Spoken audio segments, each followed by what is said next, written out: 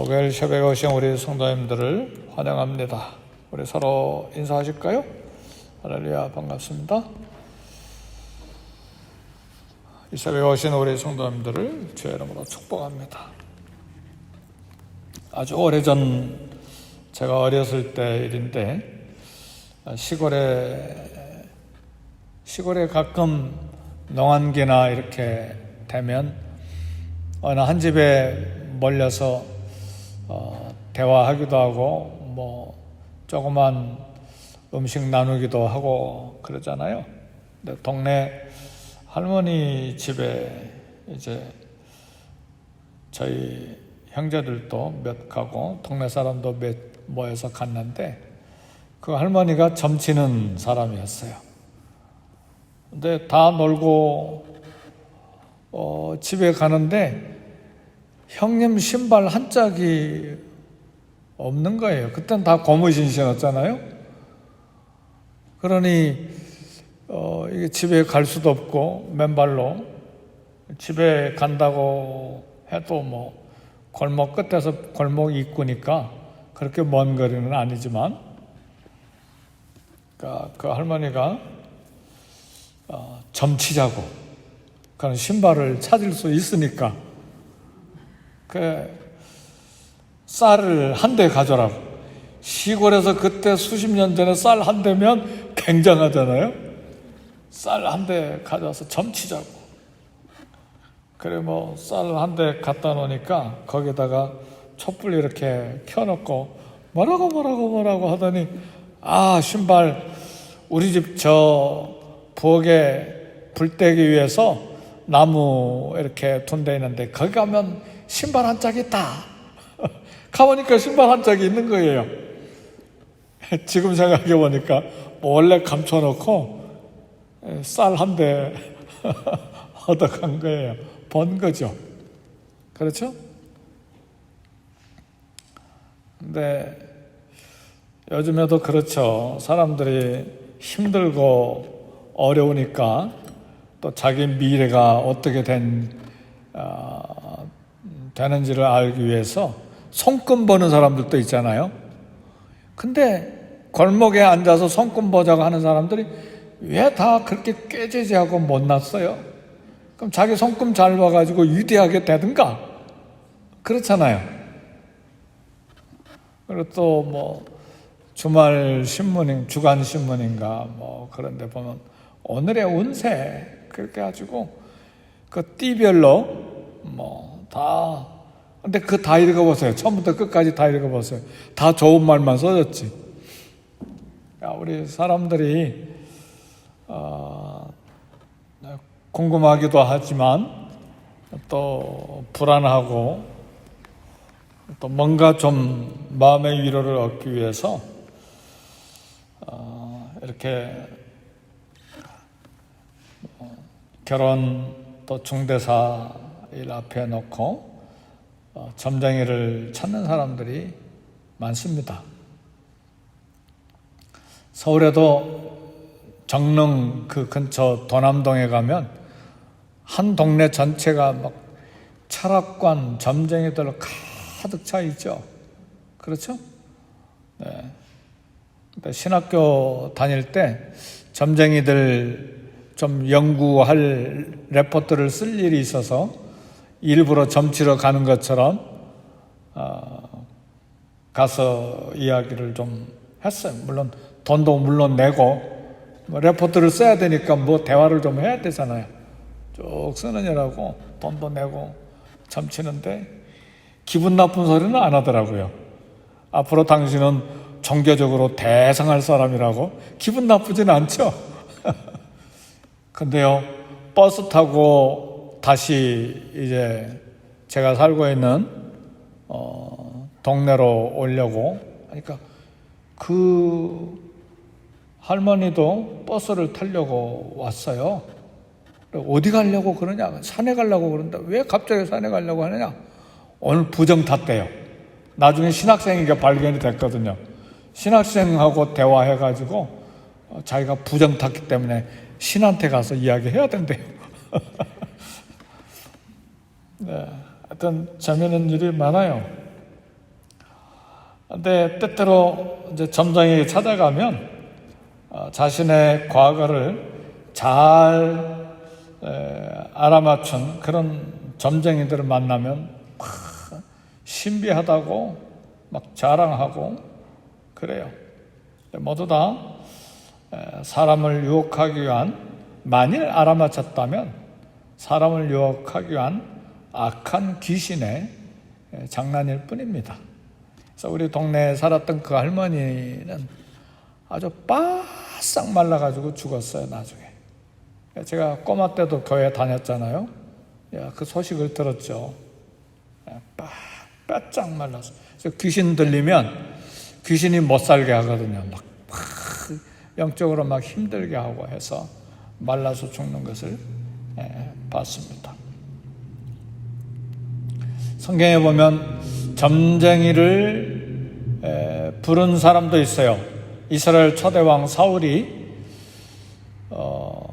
어떻게도 뭐 전쟁을 해야 되는데, 마지막 전쟁이에요. 자기가 죽는 전쟁인데 뭐 하나님 응답하시지 아니하시니까 자기들이 다 쫓아내고 죽인 그런 점쟁이들이 어디 있는지 한 사람 찾아가지고 몰래 변장하고 가서 전쟁이 어떻게 될 건지 좀 물어보는 점치는, 그래서 거기에 뭐 사무엘 같은 뭐 늙은 사람이 나타나기도 하고, 그렇죠. 다 악한 영의 역사들이죠. 세상에 신으로 불리는 존재들이 수도 없이 많은데, 뭐 우리나라의 산신령, 뭐 조상신, 선앙당에는 뭐 누구나 가서 뭐 돌 던지면서 점치잖아요. 가서 뭐. 근데 우리나라만 아니라 이스라엘에도, 당시 중동 지방에도 뭐 바알신 있고 알라신 있고, 인도와 중국에 부처가 있고, 또 뭐 어디요? 유럽에는 제우스 신도 있고, 뭐 유럽에 뭐 그리스에는 신들 너무 많아가지고 뭐 어마어마한 신들 이름으로 맹세하기도 하고 그렇죠. 세상이 다 그렇죠.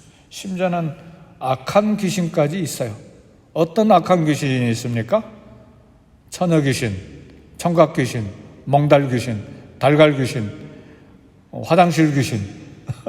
우리나라에만 그런 악한 귀신이 있는 게 아니에요. 유럽에 제가 영국에서 살았을 때 드라큘라 이야기가 처음 나왔던 마을에서 몇 개월 있었던 때가 있었어요. 여기 스코틀랜드 밑에 윌셔라고 하는 윗비라고 하는 항구 도시인데, 거기에 막 1년에 한 번씩 검은 옷을 입고 막 영국 전국에서 모여요. 까만 옷, 남자 여자 막 다 까만 옷을 입고 며칠간 귀신 축제를 벌리는데, 거기가 드라큘라 이야기가 처음 만들어진 장소고 또 그 마을입니다. 네.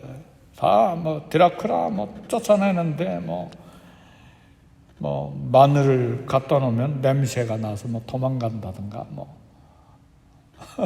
그런 일도 하고, 중국에도 뭐 그런, 전 세계가 다 그래요. 네. 어느 나라든 다 그래요. 아프리카에도 토속 신이 굉장히 많죠. 제가 사역했던 브라질에도 얼마나 귀신들이 많은지 몰라요. 처음에 도착했던 곳에 가니까 밤 11시, 12시가 되니까 막 북소리가 멀리서 들려와요. 마쿰바, 움바한다라고 하는 아프리카에서, 브라질에도 흑인들이 수입이 됐으니까 가지고 온 아프리카 토속신인데, 닭 머리를 잘라가지고 귀신한테 이렇게 바치면서 저주하죠. 누구 저주하고, 주로 저주하는 신이에요. 그렇게 해서 막 목사들, 선교사들 다 망해버려라, 그렇게 저주하는. 나중에 우리 복음 전하고 그 마을이, 저희들이 교회가 개척이 되고 하면서 그런 북치는 소리, 제사 드리는 소리가 더 이상 들리지 않았어요. 아마 멀리 떠난 것 같아요, 보니까. 하여튼 세상에 신으로 불리는 그런 존재들이 수도 없이 많은데, 오늘 이사야 41장 21절의 말씀 보니까 뭐라고 이야기합니까? 나 여호와가 말하노니 너희 우상들은 소송하라. 하여튼 재판을 한번 걸어봐라. 하나님께서 그렇게 말씀하시는데, 무슨 이야기냐면, 너희가 진짜 신이라면 확실한 증거를 보여라. 그랬잖아요. 너희는 확실한 증거를 보이라. 우상 너희들이 진짜 신이라면 신이라는 증거를 보여라. 그리고 세 가지를 하나님께서 이야기하십니다. 너희가 진짜 신이면 장차 일어날 일을 말해라. 너희가 진짜 신이라면 이전 일을 이야기하라. 이전 일이라는 말은 우주가 시작될 때의 일을 이야기해라. 그리고 마지막 하나 더, 너희가 진짜 신이면 복을 내리기도 하고 화를 내리기도 한번 해봐라. 참 신이면 이런 거 장래를 말하고 복과 화도 내릴 수 있어야 된다. 그런데 우상은 신이 아니고, 우상은 뭡니까? 사람이 만들었잖아요. 사람이 어떻게 만들었습니까? 돌을 깎아 만들든가, 아니면 나무를 깎아서 만들든가, 아니면 줄을 쳐놓고 빨간 줄, 노란 줄, 그렇게 해놓고 만들었던가? 그렇잖아요. 사람이 다 만든 거잖아요. 그래서 나무로 깎았으면 그 나무로 우상을 만들어 놓고 나머지 나무 가지고는 불 떼서 밥 해먹고, 그게 우상이잖아요. 말도 못하고 호흡도 못하고 생각도 없고 아무것도 없으니까 장차 일을 어떻게 예언해요? 우주가 시작된 일을 어떻게 말해요? 어떻게 복을 내리고 화를 내립니까? 아무것도 할 수 없는 것이죠. 그러나 41장 27절의 말씀 보니까 내가 비로소 시온에게 너희는 이제 그들을 보라 하였노라. 내가 기쁜 소식을 전할 자를 예루살렘에 주리라. 그리고 25절에 내가 한 사람을 이렇게 북방에서 오게 하며 내 이름을 부르는 자를 해돋는 곳에서 오게 하였나니 그가 이르되 고관들을 석회같이 토기장이가 진흙밟음같이 하리니. 이 기쁜 소식은 뭐냐면, 내가 한 사람을 이렇게 북방에서 오게 하라는 이 한 사람은 누구냐면, 이제 하나님, 여호와 하나님은 참 하나님이요 참 신이기 때문에 미래의 일을 내가 한 가지 이야기한다. 한 사람은 오게 할 것이다. 앞으로 150년 후에 100여 년 뒤에 바벨론 포로로 잡혀갈 것인데, 한 150여 년 지난 뒤에 바벨론 포로에서 해방시킬 한 사람을 불러일으킬 것이다. 북방에서 불러일으킬 것이다. 그 사람을 통해서 바벨론이 멸망되게 하고 포로로 잡혀갔던 이스라엘 백성들이 다 예루살렘으로 되돌아가게 할 텐데, 그 한 사람은 이제 모든 성경신학자들이 다 페르시아의 고레스 왕을 이야기합니다. 고레스 왕이 바벨론 멸망시키고 유대인들 포로된 사람들 다 예루살렘으로 귀환해서 성전을 짓도록 하잖아요. 그러니까 지금 150여 년 후에 일어날 미래의 일을 하나님께서 지금 이야기하시는 거예요. 그러니까 나 하나님 여호와는 이렇다 하는 것이죠. 우상과 우리 하나님과 비교해서 이야기하는 것입니다. 그런데 오늘 우리가 한 가지 알아야 될 것은 예언의 복합성이 있어요. 하나님께서 한 가지 일을 예언할 때는 가까운 시점 그 사건을 놓고 예언하시기도 하시지만, 그것이 동시에 먼 미래에 이루어질 또 다른 예언이 되는 예언의 이중성, 예언의 복합성이 있어요. 그러니까 북방에서 바벨론을 멸망시키고 유대인들 본토로 귀환케 할 예루살렘 회복의 예언이기도 하지만, 동시에 먼 훗날, 이것은 150년 후에 일어날 일이지만 앞으로 700년 이후에는 보라, 처녀가 잉태하여 아들을 낳을 것이요 그 이름을 임마누엘이라 하리라.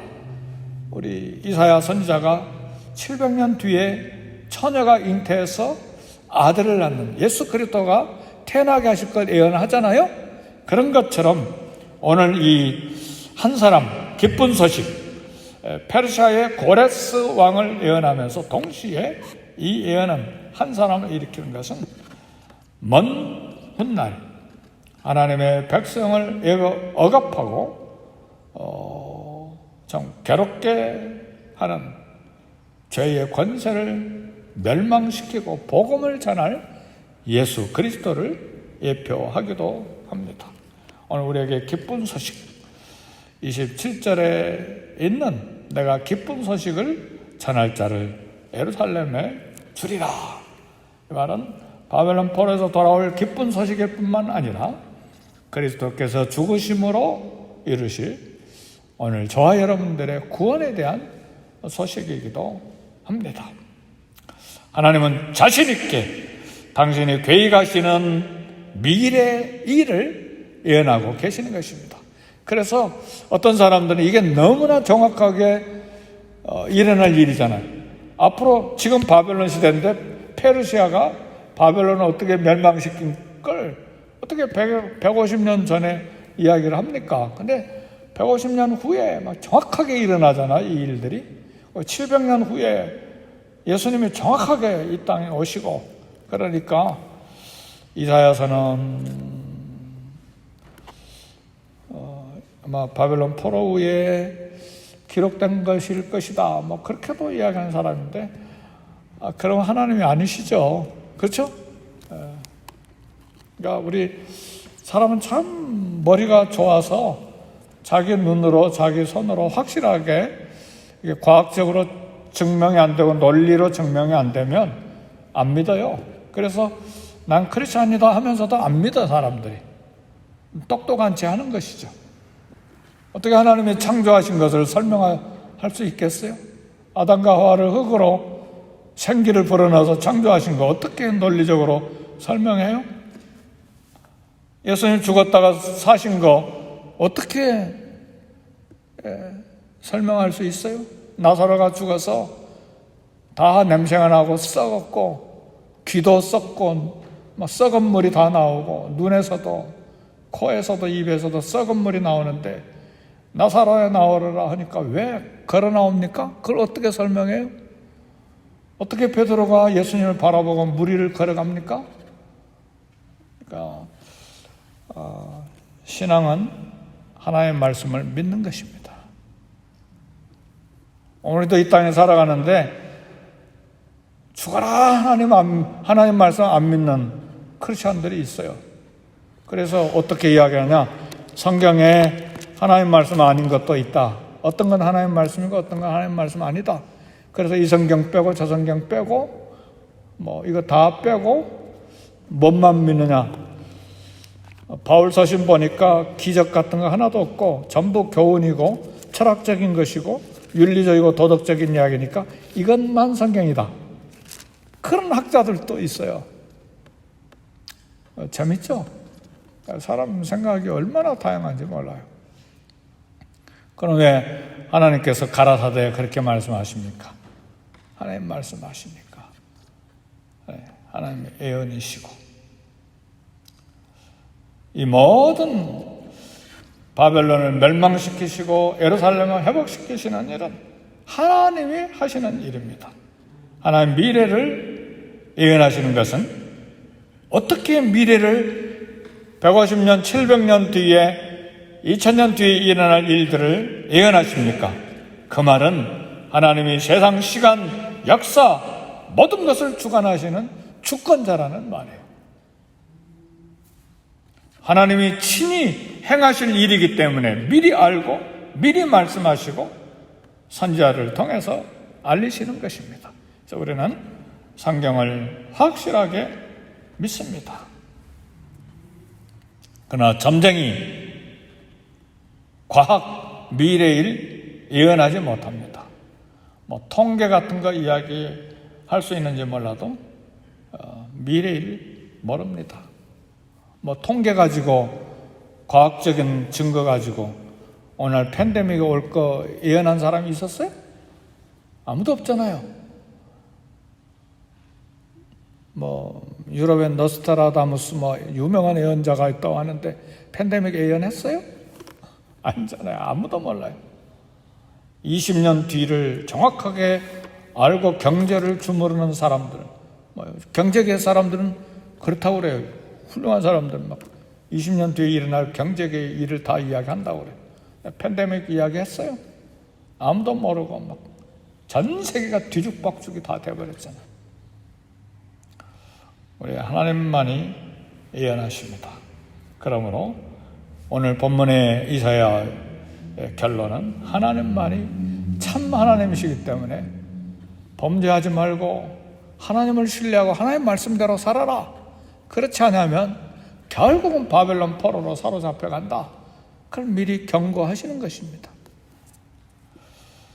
하나님만이 우리에게 구원의 기쁜 소식을 주십니다. 그래서 매일 살아가는데 내 방법, 내 경험, 내 이익을 따라서 내 마음대로 내 생각대로 하는 것이 아니라 손해보는 것 같지만 하나님 말씀대로 따라 살아가기를 결단해야 합니다. 그게 사는 길이에요. 당장은 내가 이익 보고 사는 것 같지만 결국은 말씀을 벗어나서 사는 것은 망하는 길입니다. 왜요? 하나님만이 우리에게 구원의 소식, 기쁜 소식을 주시는 분이십니다. 그래서 매일 우리의 소망과 꿈을 하나님의 뜻에 맞춰야 합니다. 하나님께 여쭈고 하나님의 말씀이 무엇인지 들여다보고 하나님께 소망을 두고 살아야 합니다. 허무한 우상을 고발하는 것은 오늘 저와 여러분을 향한 하나님의 사랑입니다. 우상은 신약에서는 탐심으로 해석합니다. 탐심이 곧 우상이니라. 우상을 섬기는 길, 우상의 말을 듣는 길, 탐심을 따르는 길이 우상을 따르는 길입니다. 오늘 하나님의 말씀으로 이 땅을 살아가는 저와 여러분이 되시기를 제 이름으로 축복합니다. 기도하겠습니다. 기도하실 때 성령 충만을 주옵소서. 말씀을 믿음을 충만하게 채워주시고 오늘 주께서 주시는 말씀으로 이 땅을 살아가는 지혜를 얻게 해 주옵소서. 우리 교회를 위해서 기도하고 또 선교제 우리 선교사님들을 위해서 기도하시고 또 우리 주일학교를 위해서 기도하시고 각자 개인을 위해서 우리 다 같이 기도하겠습니다. 하나님 아버지 감사합니다.